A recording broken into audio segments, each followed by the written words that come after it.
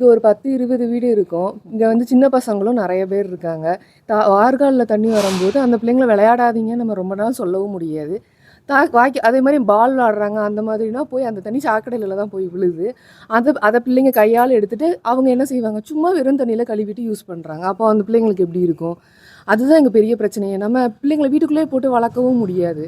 அதே மாதிரி சாயந்தரம் தான் ரொம்ப ஸ்மெல் தாங்கவே முடியல. நம்ம வீட்டுக்குள்ளே இருந்து செய்யணும்னா அதுவும் முடியாது. வீட்டுக்குள்ளேயும் நிறையா ஸ்மெல் வரதான் செய்யுது.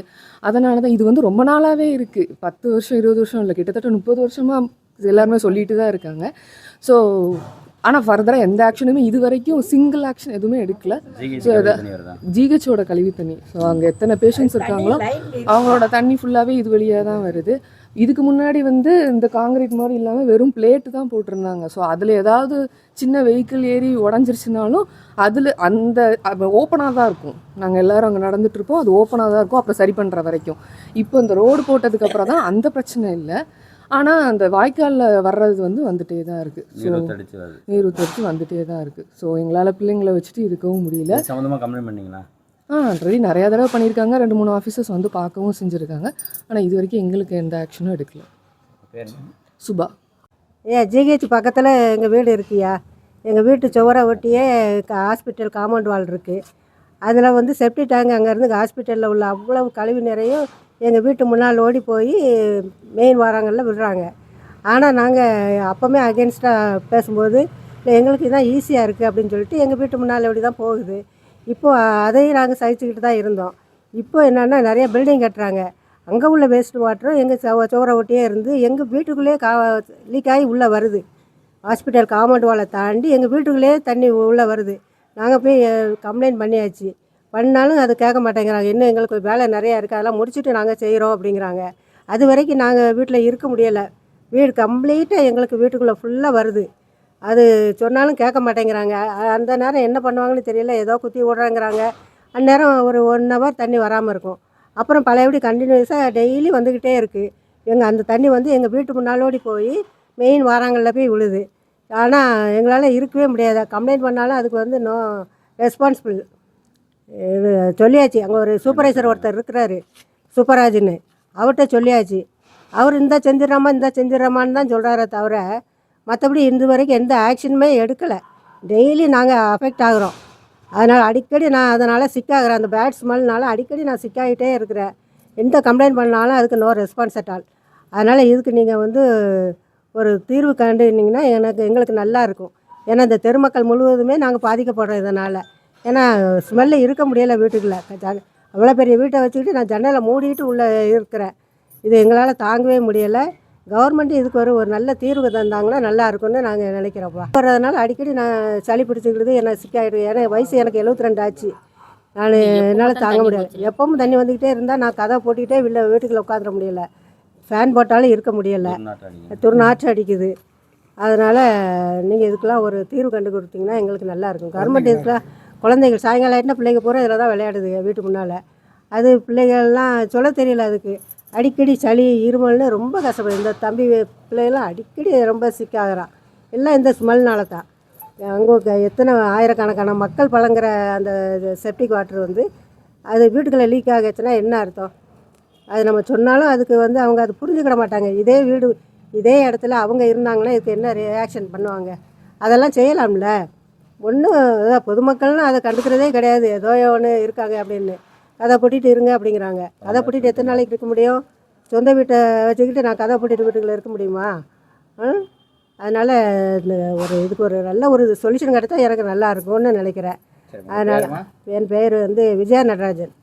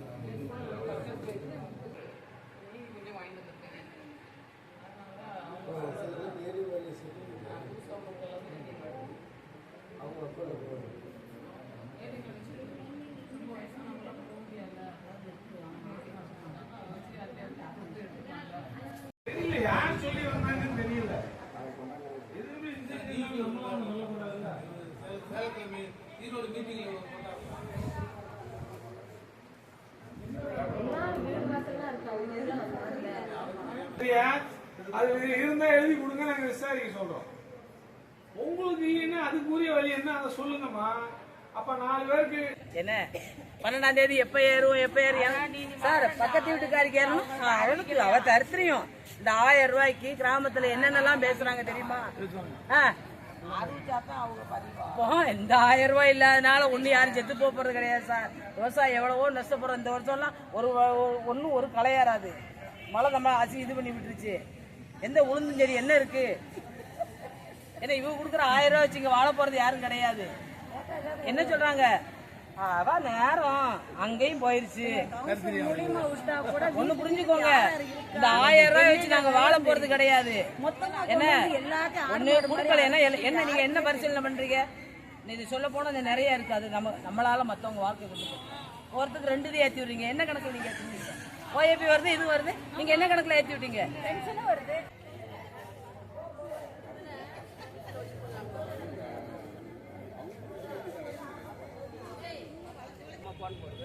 கவர்மெண்ட்ல இருக்கிறவங்க உங்களுக்கு தெரியும். நம்ம வேலையை மனக்கட்ட மாட்டேன். எத்தனை பேர் இருக்கு வந்திருக்காங்க. பாவம் தானே அதெல்லாமே. ஆமா எல்லாரும் இல்லையா 20 மாசம் வாங்கினா வாங்கிட்டு 2 மாசத்துக்கு கூட நமக்கு இந்த மாதிரி அலைய வச்சாங்கன்னா என்ன செய்ய முடியும்? அப்புறம் எப்படி நம்ம இது பண்றது? நீங்க ஏற்கனவே பதிவு பண்ணீங்களா? இப்பதான் வந்திருக்கோம். இந்த எல்லா சீட்டு வச்சிருக்கோம். 5 மெசேஜ் என்னன்னு வந்திருக்குது? மெசேஜ் வரல. இல்ல மெசேஜ் வர மாட்டேங்குது. மெசேஜ் வந்து அக்கௌண்ட்ல யாரல அப்புறம் எங்க போய்